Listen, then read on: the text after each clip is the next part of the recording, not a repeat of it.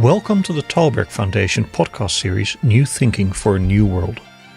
Host Alan Stoga welcomes leaders from around the world to explore the issues that are challenging and changing their societies. From climate change to democracy under siege to geopolitics and beyond, we are looking for ideas that can make all our lives better.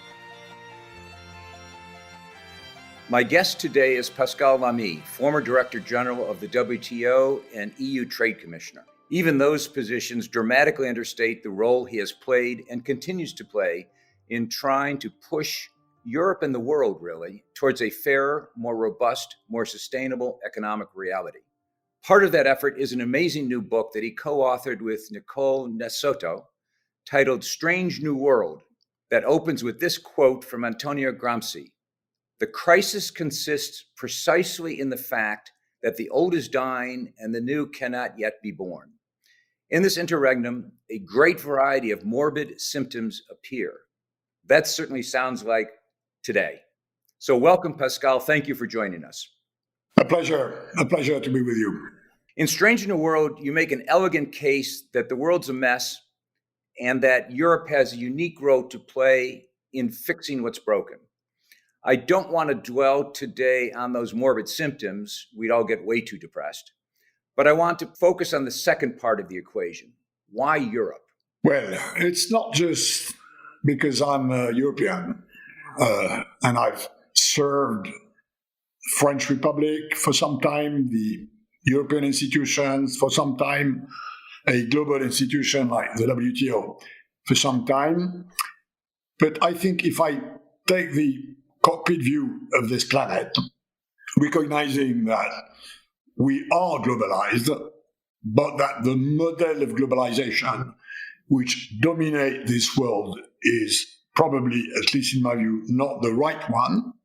The model I would like to promote for this century of globalization would resemble more the European sort of vision of what civilization is than the American one or than the Chinese one, to take these two examples. I think by tradition, by history, by culture, by philosophy, the model of the way of life in Europe is, in a way, better for people, better for nature, at least in the concept we have of what's good and bad, than in the rest of the world. And I think if we are looking, which is my case, for a more sustainable, environmentally, economically, socially, major economic model, it should resemble the European one. I'm not saying at all that it is perfect, but I still believe that in this planet, people looking at where life is better or less bad than elsewhere still think Europe, and I would like this to be the case for my grandchildren and their children. You write in the book, and you've just articulated, what you call civilized globalization. It is a long tradition in France to think of its mission to civilize at a global scale. Is this sort of a 21st century evolution of that concept? What would civilized globalization look like if you had a magic wand and could make it happen? Well, that's a good question, because when I passed my exam at the European Parliament to become a European Commissioner on Trade in 1999, I coined an expression which since then has floated in various circumstances and circles, which was, I wish, a more harnessed globalization. 10 or 20 years later, I switched to more civilized globalization, while recognizing that harness is more modest than civilized, and that the notion that our duty is to civilize the world is a bit of an old colonial Kipling mantra with a smell of arrogance.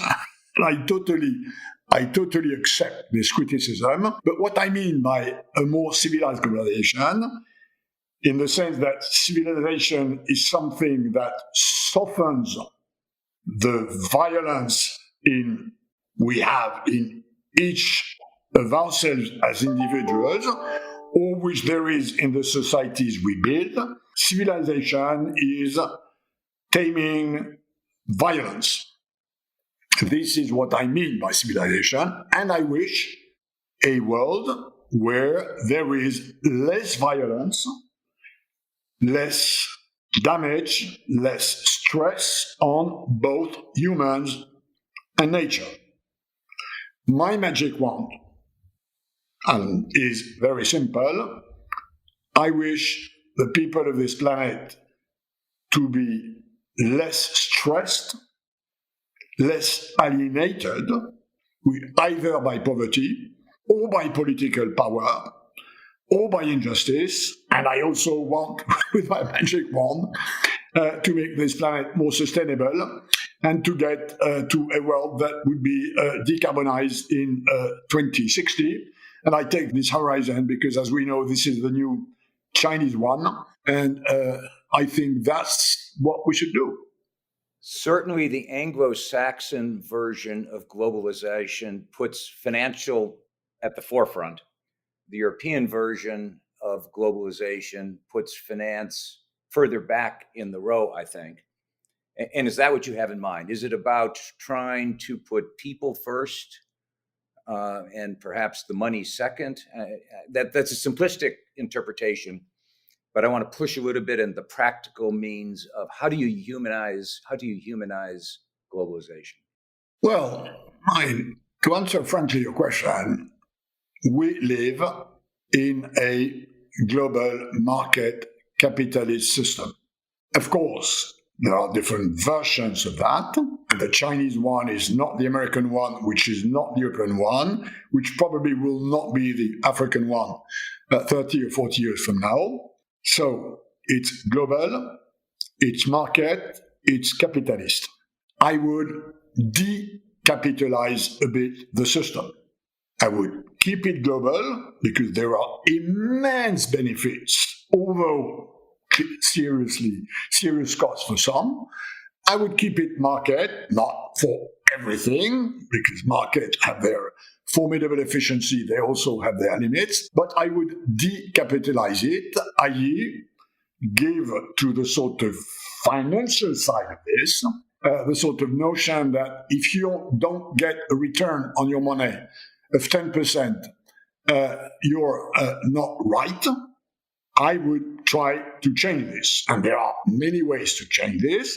Regulation is one, putting whatever carbon price at the right level is one, putting the risk at the right level is one, and I think we started doing a bit of that after the 08 crisis. So it's in a way introducing precaution more than what we've done. I like risk, I like innovation, I like competition, but I think precaution should sometimes prevail when it's about harming people, when it's about harming nature, or when it's about a financial system that gets a lot of return on a lot of risks, which then when the thing explodes, we all have to cope with. Which would be a dramatic evolution of what we have today, for sure. You are critical in various parts of European leaders in the past of not playing that role. There's a wonderful quote, Europe has been too absent. And I would agree with you, Europe has been too absent. But what is it in the current constellation of forces, not the demand, but the constellation of forces that suggests to you that Europe is ready to arm itself and play the role that you'd like to see Europe play? Well, this book was written before the European elections of 2019.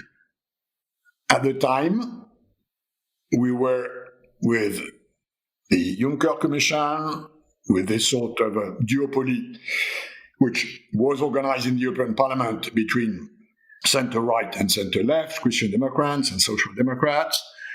This has changed. what makes me think my dream of Europe stepping in more into this global role is that following the European elections, which reshuffled the map of political forces within the European Parliament, which led to the election of a new Commission, which took as a strategic axis what we call in Europe now the Green Deal. What we should do is embark on this formidable transformation which decarbonization and digitalization imply for our economies, for our world. And I think the European roadmap is the right one. And I've not said that all the time. I think the direction is the right one. Then there is the question of whether the European Union is ready to up its international game. And it's, in my view, to try to answer your question precisely, it's a question of whether we have the three ingredients of global influence, namely weight, ambition, and know-how. This, I think, is the real equation. Weight was, we have a problem with Brexit. The UK is 15% of the European economy, but in terms of weight of the European Union, it's probably like 25 or 30%. And that's a big problem, because losing so much weight when your ambition is to up your game is a serious problem. And that's a big question mark. How can we compensate this weight? And we know, anybody doing sports knows that compensate a lot of weight is about gaining muscle. Now, second, do we have the ambition? And this is the muscle. I think it's coming. If I read the European mantras, if I read the European discourse, if I read the European Council declarations, which are declarations but which give a sense of where European politics are going, this notion that we have to increase our strategic autonomy in order to be able to protect Europe from crises which, to be frank, mostly came from the outside. So the ambition is there, I think. And then the capacity, the know-how is coming slowly, although I don't think you can have weight, ambition, and know-how without a better, stronger European economy, which, as we know, has been lagging behind the rest of the world for the last 10 or 15 years for lack of innovation.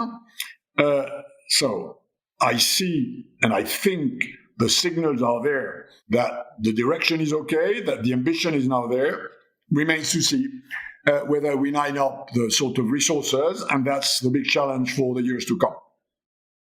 If one were to look at the EU from outer space, over the course of the last period, you would have seen the map change as you added in the East and dropped in the West. The UK is gone, but you've acquired as integral parts of the EU, Poland, Hungary, Czech Republic, etc. That's a dramatically different political space than you had to work with. It's your weight point. As the center of gravity in Europe shifts eastward, and we're watching the struggles over the budget exactly today, how do you think that ends up? How does the new Europe without the UK and with Eastern Europe playing a role it's never played, certainly not in the modern period? Well, I think the addition of Eastern Europe after the fall of the Berlin Wall started a process which is still in the making. I don't think the belonging of these countries to the European Union, I don't think the view they have of why they should be part of the European Union and where the EU should go is, for the moment, aligned with more traditional members like Germany, like France, like Spain, like Italy, which are bigger economies except for Poland. So I think it's a process which started with a huge enthusiasm, which then led to a sort of second generation reconsideration of, did we really got out of Moscow's authority to fall under Brussels authority, which is, as you know, a classical populist theme, which has worked extremely well in Poland and in Hungary, not to speak about other countries, which is why we have this problem with democracy in Europe, which in a way is totally unexpected. Had I been told 20 or 30 years ago that we would have a problem with democracy in some countries in Europe, I would not have believed it. So this is the result of this ongoing process. I think at the end of the day, it will unfold properly because these countries belong geographically, historically, culturally to the European quote-unquote civilization. But it's a transition that still is not there. And Brexit, in a way, makes the European Union a bit less north and a bit more south, which, as a Frenchman from the northern part of France, I'm not sure is the right thing to do. I've already dreamt my country to move sort of 10 or 15 degrees latitude north in order for public life to be more disciplined, for people not resisting paying their taxes, for politics becoming a bit boring. I recognize this is a typical Nordic version of what is the right thing to do. But I think this is a reality. We have to work with that, although of course, I'm among those who believe that whatever the intentions of the Brexiters were, they will not change, I think, the course of history, of geography, and that at the end of the day, there will be a political Brexit, but I'm not sure there will be an economic or a cultural Brexit, which nuances the notion that we've lost them forever. You have a vision of Europe as a credible geopolitical power, which frankly, from my perspective, is desperately needed. But I wonder whether the citizens of the countries that make up the EU share that vision, or that's unfair, whether enough of them share that vision. Is there a democracy issue, not just in the sense you've already mentioned it, but in the sense of that gap between a vision of Europe as a power, between Brussels as an effective governing authority in all its dimensions, and what the citizens that live in many countries still want? Or is that exaggerated from a distance? No, I think you're right. Although, and we have this problem of a discrepancy between economic integration and political integration. We have this sort of what is called this democratic deficit, which in my view is not so much in the kratos as in the demos. I think the democratic deficit is not a question of whether we have the right democratic institutions. I think we have them, and they are mirrored on a totally classical European parliamentary democracy system.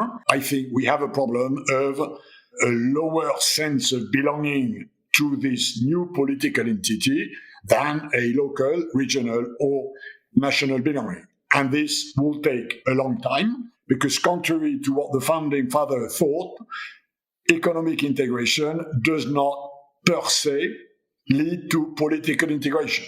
There is a sort of barrier, a species between a happy consumer, a happy worker on the one side, and a happy citizen on the other side. And this necessitates quite a long evolution, which I think is taking place. And if I look at the rate of support for European integration on the continent, it has increased by roughly 10% after the drop we had after the '08 crisis. And the responsible for that are 1, Brexit, 2, Mr. Trump, 3, Mr. Putin, 4th, Mr. Erdogan, and 5th, Mr. Xi Jinping. The reason why the support for Europe integration has increased recently comes from the fact that a simple consideration is that all the crises that have hurt Europe, that have damaged people's lives, employment, perspectives, whether it's the '08 crisis, whether it's the migration crisis, whether it's the COVID crisis, have come from elsewhere, thus leading to a sort of consideration by the people that in this world, which is in a way threatening, and that's the lesson of recent experiences, the rest of the world is bringing us more bad than good. And I think little by little, this notion that some sort of what the French call sovereignty, and they love this word for cultural reasons, others try to translate into strategic autonomy, which is a bit vaguer, but is nicer for people who believe sovereignty is too aggressive. And then others add open strategic autonomy. I think when you see how the semantics are moving, I think we are getting to a stage where the willingness of the people to play that role, not so much to civilize the planet, but to avoid being decivilized, is what's happening. Which is a perfect segue to my last question. In the world as it exists now, does that imply for Europe a balancing act somehow between two superpowers, China on the one hand and the US on the other?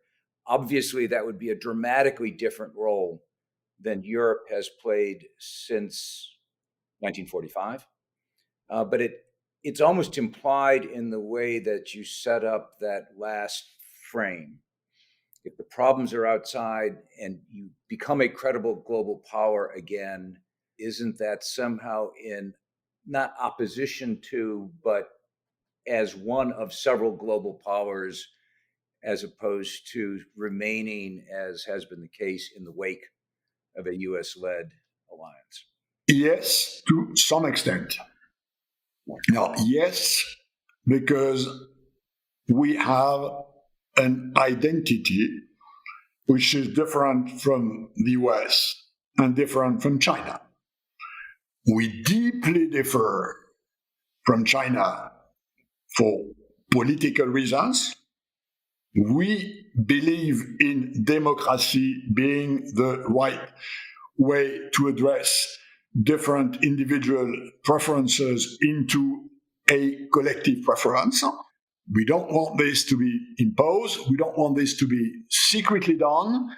We don't want this to lead to people losing their capacity to express themselves, their freedoms on the one side. So we have a huge difference. And we have a serious difference with the US, which is that we are more precautionist than they are, care more about nature. We believe that the death penalty is the wrong thing to do. We believe that holding firearms in your drawer is not prudent. We believe that energy systems should be severely controlled. We believe that capitalism should be harnessed. So we have our differences. Yet, we will not be equidistant from China and US. We won't be as aligned on the US as we were for decades, for a variety of reasons. One of these reasons being that the US are now looking East Asia for a century, and that's not the tradition of the previous century. So we will remain different. We will not be equidistant, but we will be less aligned on the US than we've been. And I think the Trump experience, which thanks God, already seems to look like a past experience, will not fundamentally change this, although we will probably will have a sort of better cousinage than from this crazy guy. I think the way to go is within this sort of corridor. I hope that again we will get the necessary economic and political resources within ourselves to make this road, which is a complex one, sustainable, knowing that the US-China rivalry is there for the next 30 or 50 years. This is unescapable. This will remain the backbone of world geopolitics and geoeconomics. And in this context, we have to, in a way, fight our corner, in a way, for our interests and our values to remain an option for our grandchildren. I said that was the last question, but I lied. I have a coda. And the coda is this. To do what you've just described requires leadership. And I think you might share with me the observation that there has been a leadership vacuum in Europe for some time. To go new places, to do new things, to build new capacities requires leadership. Thank goodness you're providing intellectual leadership. But where does the political leadership come from? Correct. But this is the necessary condition for this to happen is to get enough support in public opinions. If you are below the sort of 60% mark, it's not whatever charism, brio that will address the problem of leadership. You have to be above the 60% mark on average on the continent, which is, by the way, where we are now.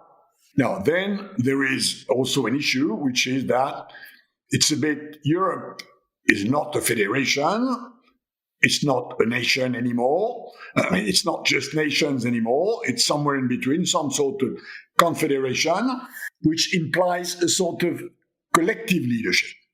And as you know, in politics, collective leadership is something which is difficult to communicate because people want and like to identify with one person.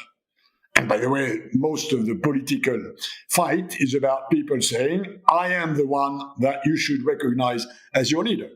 I think we have to accept, and I know it's a bit strange in a French system, which is, I come from a system where the president is clearly the leader and the whole system is organized according to this.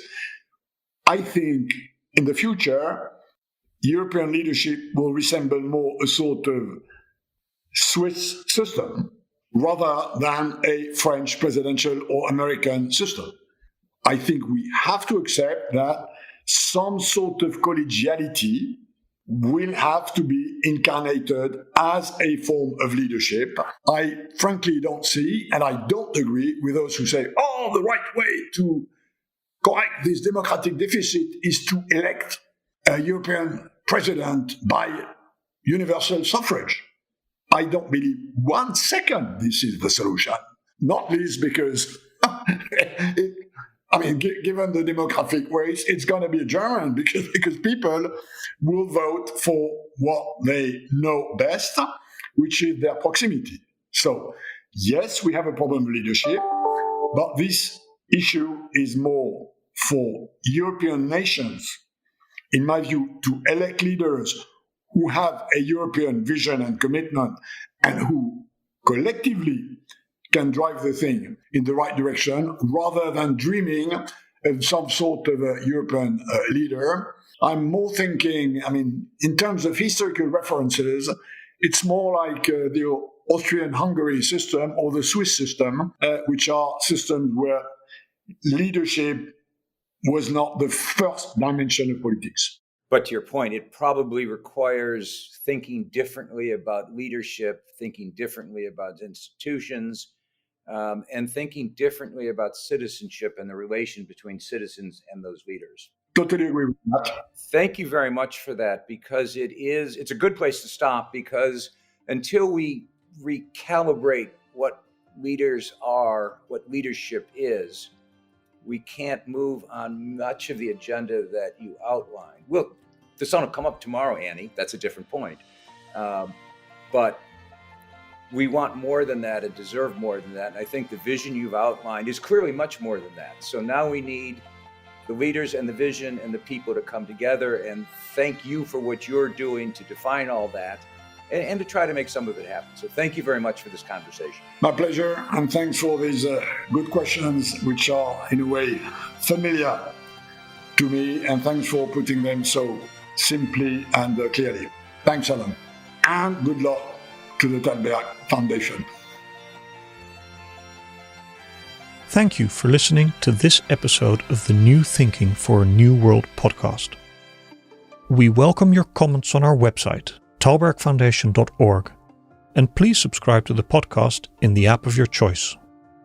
This podcast was made possible with the generous support of the Stavros Niarchos Foundation.